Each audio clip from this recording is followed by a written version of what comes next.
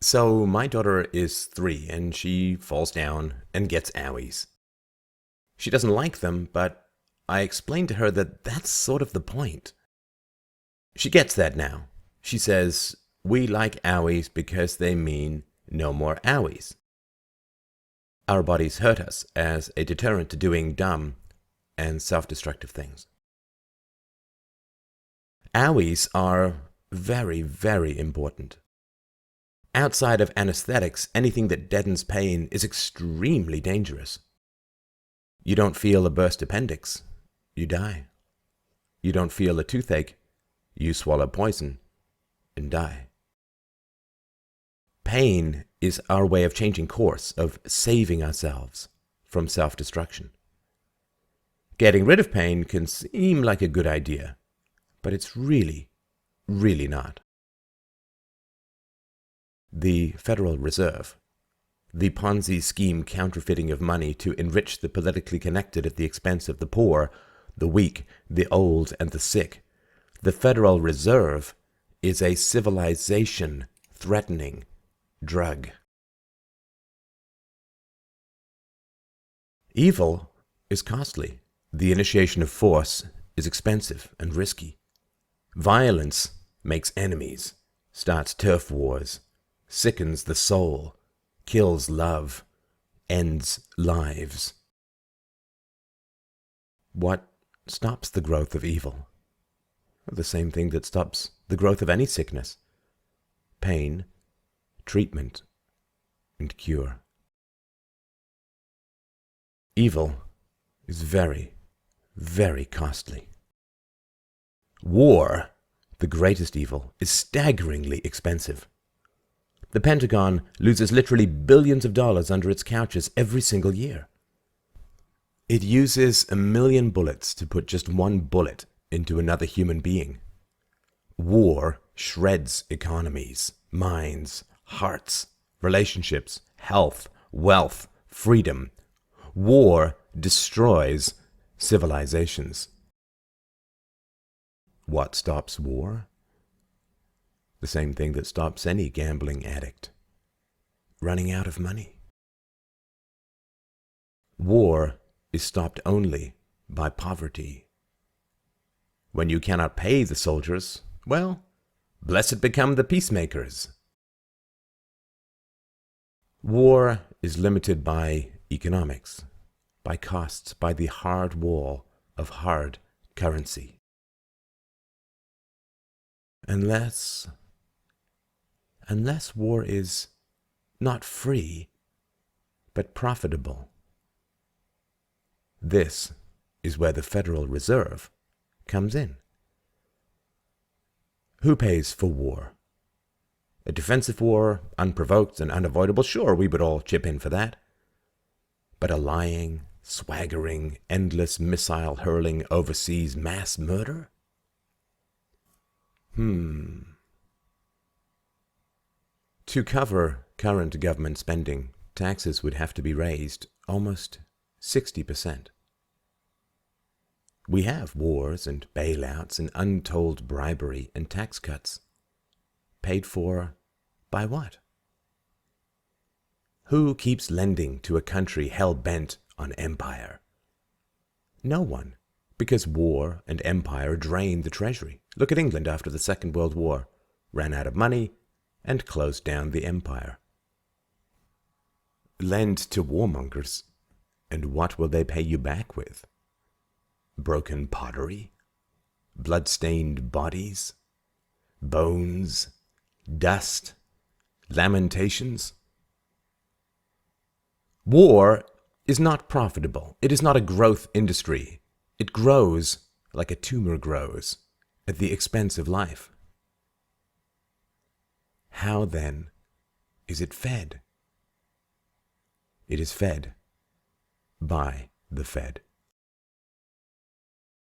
China has lent the U.S. a little over $1 trillion. The Federal Reserve has lent and created almost $7 trillion. $7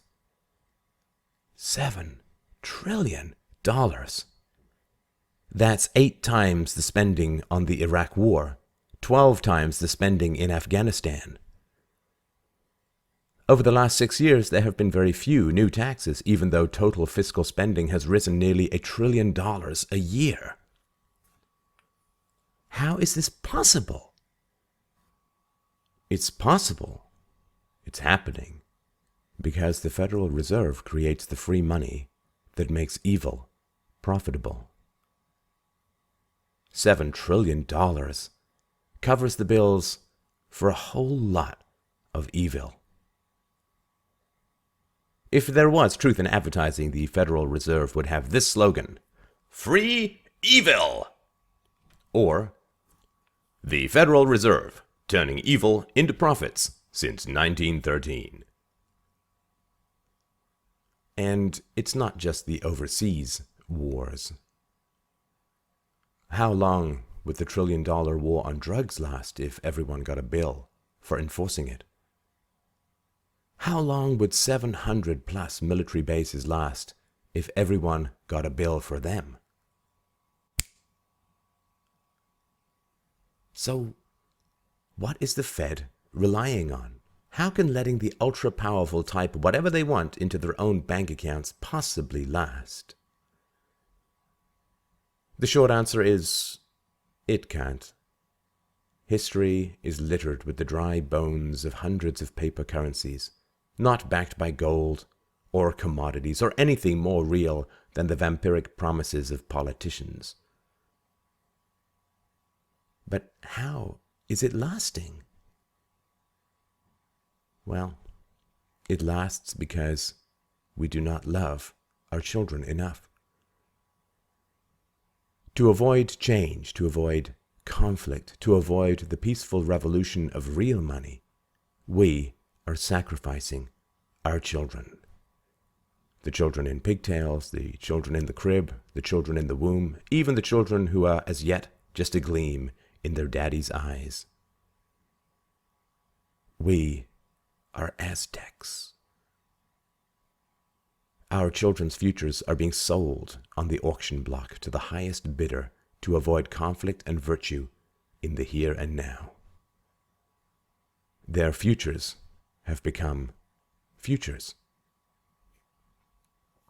They will be taxed at 60, 70, 80% or more to pay for this grand canyon of debt.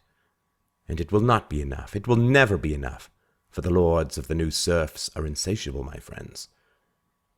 Zombies get their fill and wander off.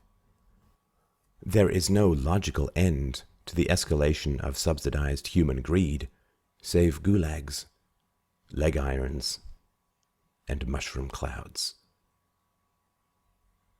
If a corporation were diluting baby food to the point where babies were starving to death, would we not act?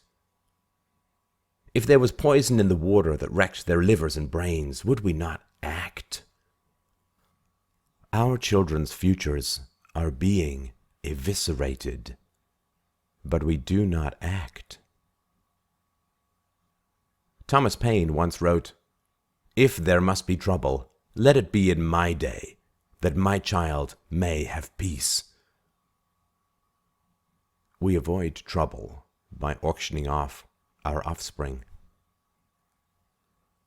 Paper money dilutes our responses, dulls our outrage, stokes our resentment against those who cry out for action, for exposure, for truth.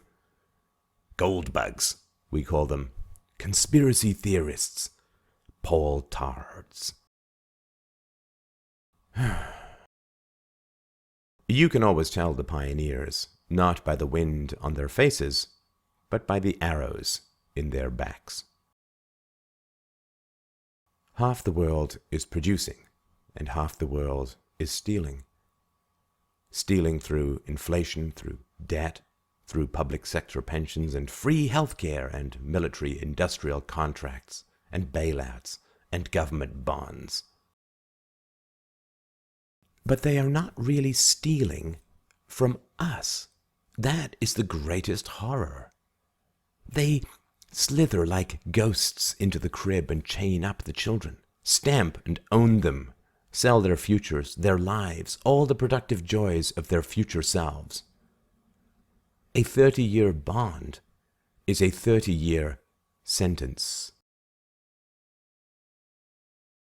And still, we doze on and do not act because the pain of this horror is kept from us. We are drugged by easy money and soft living, by state power that only seems benevolent because the bill is still in the mail, by propaganda and distractions and the easy self-deceptions of the guilty.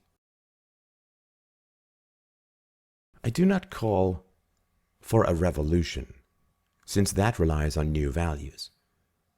I ask only for integrity, for consistency with the lessons of our youth. Do not force others to suffer for your mistakes, for your greed. Do not spend what you do not have.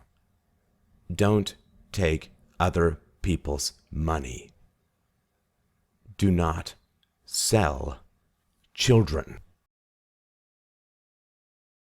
Let's get back to the days before money grew on trees or magically sprouted from keyboards, but had to be earned. Money must be limited, for unlimited money is unlimited evil. Let the price of injustice accrue to those committing it. End war. End serfdom. End child slavery. End the Fed.